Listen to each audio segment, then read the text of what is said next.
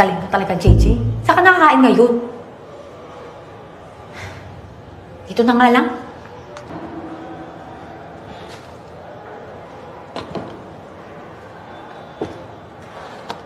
Gagi! May pagkain sa labas!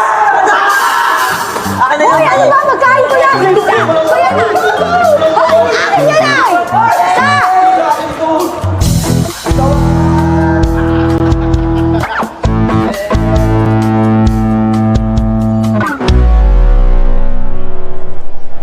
Pagpasensya mo na yung mga klase ko, ah. Mga patay gutom lang talaga.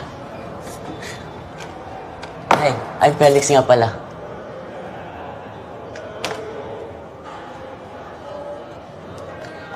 Aba, hoy! Ka kasi muna maglabas ng pagkain. Ano ba naman yung mga classmates mo?